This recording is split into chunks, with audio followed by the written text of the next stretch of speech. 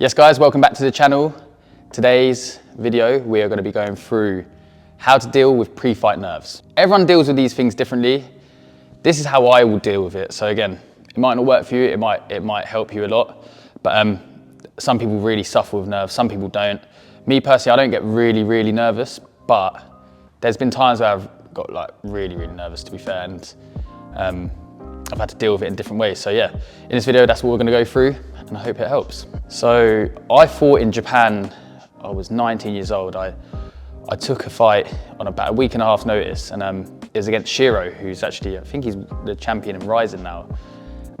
It was for the ISKA World Championship as well. So I took it short notice because of a pull-out. I think it was Dean James pulled out. I didn't even know anything about my opponent, to be honest. And at that time, again, it was nearly 10 years ago now, there wasn't a lot of videos on YouTube, and any video of my opponent was in Japanese, so I couldn't find any footage. But honestly, didn't really care, to be honest. Went there, that was like always one of my dreams, to go to Tokyo to fight, so kind of achieving one of my dreams. I then went to the weigh-ins, done a press conference, and it was all like kind of on his terms, on his team's terms. It was his promotion, so that was a bit daunting. But again, kind of just sucked it up and kind of just embraced it all. It was a pretty cool experience. I had him saying that he was going to break my heart and all of this stuff. I then got tagged in a video on Facebook by Toshi Naka, actually. It was one of the ISK representatives.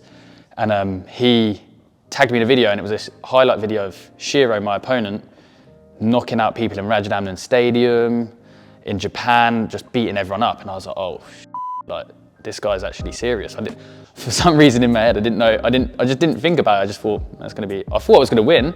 I went there to win, but I don't know, I just didn't really think about it in my head. I didn't think it was gonna be that hard, and I watched a video of him, and he looked really good. He's like really sharp boxing. So straight away, really struggled to sleep that night. And the things I do in this video is probably from experience from stuff like this. I couldn't really sleep that well. Woke up the next day, like the day of the fight, and I was like, I don't know what I'm doing here. Like, why have I chosen to do this? A week and a half notice, am I stupid? Like, all these thoughts go through my head, thinking about the worst. I'm gonna get knocked out. Like, am I gonna get humiliated? Is this guy too good? I'm only 19, I'm young. Like, do you know what I mean? All these things were going through my head, but then as soon as I got to the venue, I started kind of telling myself a few things and kind of getting a bit more psyched up.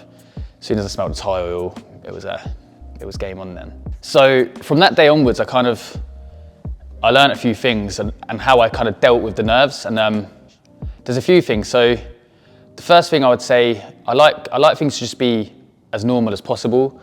I don't want people being really serious around me and kind of talking about the fight constantly and, you know, bigging it up as a bigger thing. Because at the end of the day, I work better like calm and relaxed in there. And when I'm calm, that's when I've kind of put on my best performances. So I don't really want it to be a big deal. I just want it to be just another day in the office, basically. And that's really helped me over the years. Also, little things as well, like this, I figured this out, I think it was in my last couple of fights when I was at home a lot more for these fights. Like, making sure my environment was clean and everything around was clean. It just gave me a clearer head. So I remember in the last fight, I think my girlfriend actually left the house and I actually cleaned up the room. Like, I remember cleaning up all the room, making it really tidy.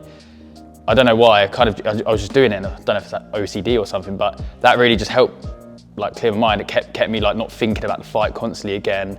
And that one, again, I had quite a bad weight cut for that, and I knew in my head that I probably pushed it a bit too far, so I was probably a little bit worried about that. So that kind of took my mind off the actual fight and off of that as well. So yeah, that helps. So like kind of clean environment and yeah, just making things normal. I'm also really confident in my ability, and so should you be. If you're doing this, you need to build up that self-confidence. So I remind myself like the hours I put in, the hours of or years, to be honest, that I've put in to get to that stage. Yes, it's only like a 15-minute fight, but I've worked my whole life to be in that moment, and I remind myself like that is what I want to do, and that's what I've been working for my whole life. So yeah, just remind yourself who you are. Yeah, remind yourself that you're not, and remind yourself that you chose to be there. You choose to do this every day, and there is no turning back. Once you're in that venue, there is no turning back. And again, that is actually a funny thing. Me and my dad and a few others, we kind of always say it's like, there's no turning back now. Like, and it would be like 10 minutes before the fight. And I'll look towards my coach and be like, there's no turning back now.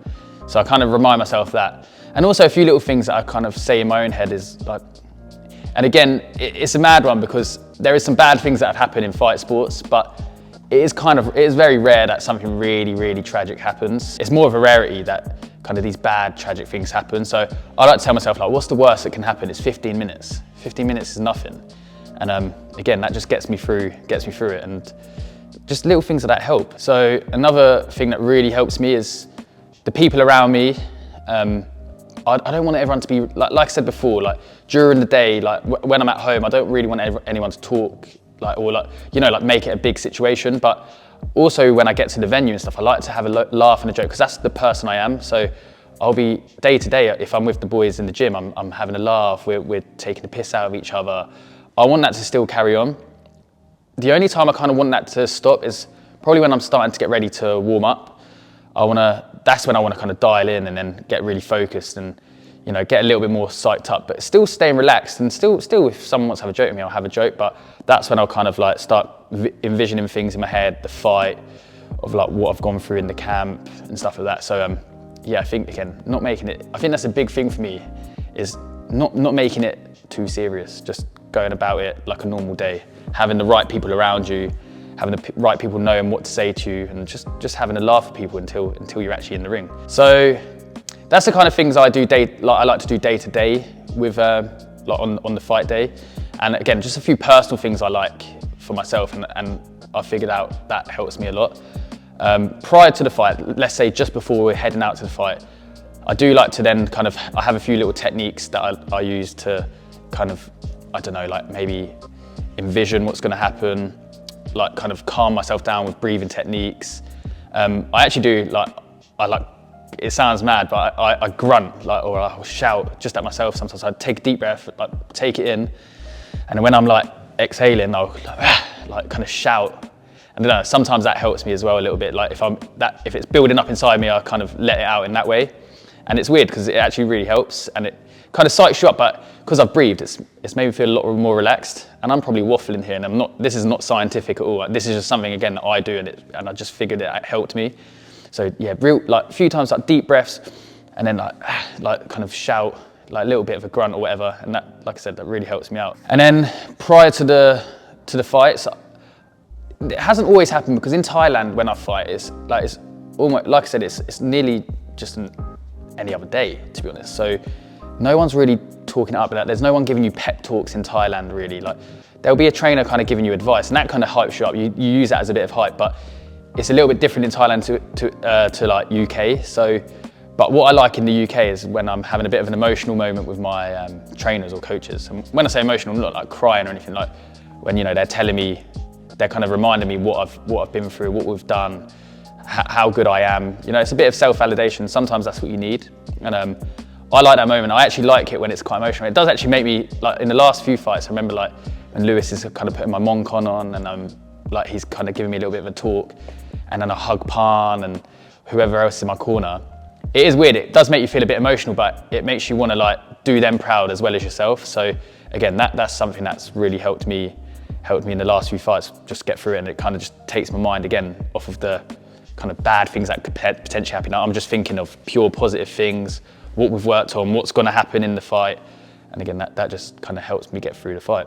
So yeah, to be honest, there's not any one way of doing this, and there's not any one way of dealing with it. Some people like to be quiet all day. Some people just want to be within themselves and not really speak to anyone.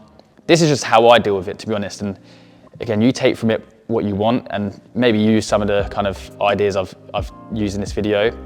It's just a bit of a random video, because I get the question all the time of people that really struggle with nerves and ask me how they deal with it. So I thought I would come on, tell everyone how I deal with it, and yeah, remind yourself, guys, you're not but yeah, thanks for listening to this video, guys. Like I said, a bit of a random one, but hopefully it helped. And yeah, if you want to see more stuff like this again, let us know.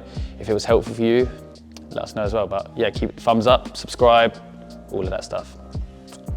Thank you.